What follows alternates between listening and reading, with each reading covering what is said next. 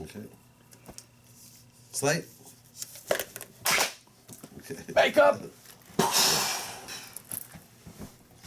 Alrighty, so, cracking the book open.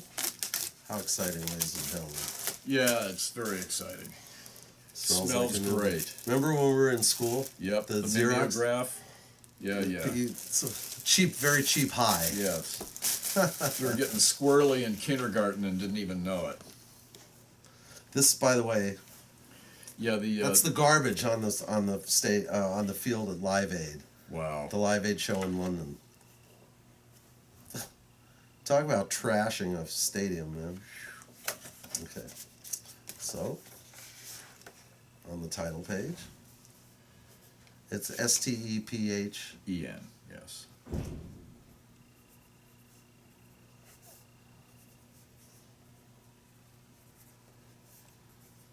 I was just thinking on the way over. First time I met you was at that Queen concert in Oakland in 1980 on the Game Tour. Really? It was my first gig as editorial director with Elektra, and Bryn came around and picked me up at my house, and we all flew up to Oakland, and I met you backstage. Was I nice? I recall you were very focused. Let's put it that way. I got the impression that you were extremely focused. Okay. You weren't hanging around with people too much, and I had a job to do. You were. Okay. You was waking. Now, if you read Cameron, I'm going to read this aloud. Please do. This is Cameron's foreword. Okay. For my book. I met Neal Preston at a rock concert, which is a little like first encountering Babe Ruth at a baseball diamond, or meeting Mother Teresa at a church on Easter Sunday. I'd known his girlfriend at the time, the great music publicist Bobby Callan. She'd pointed him out at a Humble Pie concert in San Diego in late 1972. "That's my old man," she said admiringly, but he was exceedingly young. He was in work mode with a ragged olive camera bag hanging from his shoulder. It was like he had 3 or 4 hands, each one pulling film canisters or lenses from various pockets. I tried to talk with him. He brusquely gave me about 20 seconds. He was shooting. We talked later as he assembled his gear. He was from Forest Hills, New York, but to me it might as well have been Paris or Madrid. I was 15, still living at home in San Diego, and Neal had already seen the world.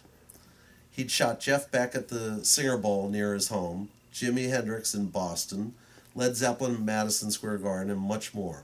Like me, he'd fallen in love with the fiery world of rock, and he'd been compelled to get closer to the flame. He'd just moved to Los Angeles. He rattled off a story about the best band he'd ever seen by far, the MC5. We got to be good friends, then best friends. My first feature assignment from Rolling Stone came about 9 months later. It was a story on the group Yes, and I suggested Neal as the photographer. The magazine agreed, and our adventure began. My parents saw his assured style and his early maturity. Little did they know. Soon I would glimpse the world they tried to protect me from. I met girls who could roll a joint with one hand in 30 seconds. Girls who didn't care that I wasn't a surfer like the popular kids at school. Crew members who hadn't slept in a week. I lost my virginity on Neal's couch to a woman who wanted to play Dark Side of the Moon for the occasion. And yes, she was extremely high on LSD. But that's a very awkward story for another day. Suffice to say, I may not hear The Great Gig in the Sky the way you do. Anyway, Neal, I pulled an assignment from Penthouse to interview Pete Townsend of The Who, our mutual favorite, and Neal and I spent hours with the great guitarist as he unpacked his entire life, his dreams, and his insecurities. As we left the hotel room, I believe we high-fived 1,000 times. It's really good. We're still celebrating that one. Neal became one of Pete's favored photographers, and his work capturing The Who on and off stage is something you can savor in the pages of this collection. Together, we were kids who hopped from circus to circus. Our shared fandom for the music and the artists we love was infectious. I think, and I'm sure I was one of the reasons we often got access. I didn't. Oh, sorry, I read that wrong.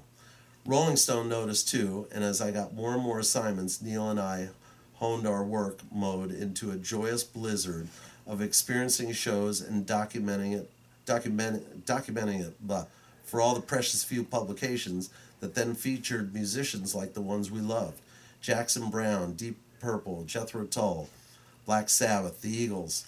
Soon I had a shoulder bag like Neal's. Mine was filled with notebooks and interview cassettes.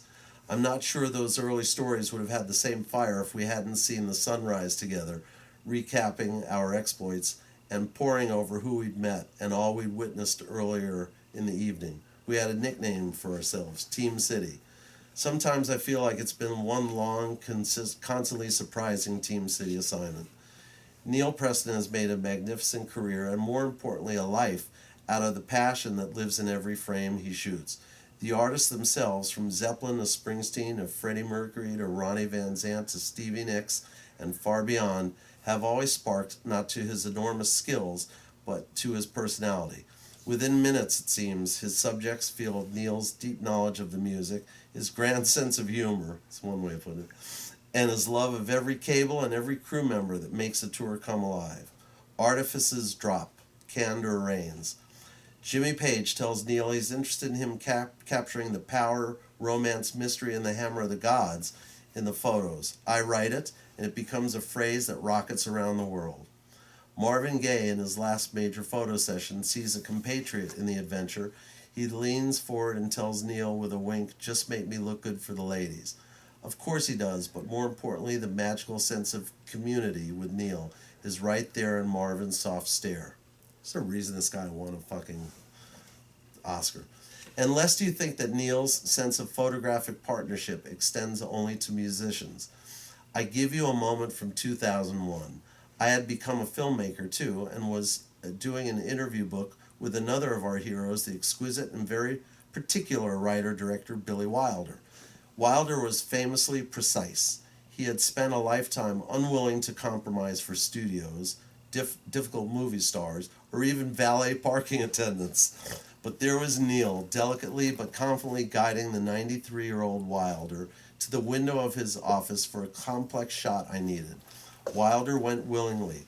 Billy later took me aside and offered the simple endorsement he gave to only a very, very few in his storied life: "I like this guy." As Neal Preston continues to document these essential artists and the world we love, his work only seems to grow more vital. Life in media moves much faster now. There is little time to pause and savor much of anything. Everybody is rushed along to the next spectacle. The powerful brew of what was once dangerous and thrilling is often reduced to a term now: classic rock. But once upon a more clandestine time, it wasn't just a download. It was a life, rock. Many an artist has squandered their original importance, flying into the arms of less substantial work. But these images live on. You can feel the music, the audience, the desperate need to find a place in the world, all of it in these photos, because they were curated by a guy who felt it all when he pressed the button on the camera. They are snapshots of what is most elusive, truth and fun, and for that one moment, on that one night, the thrill of belonging. I would be extremely remiss if I didn't usher you into Neal Preston's world without a quote from Peter Dennis Blanford Townsend.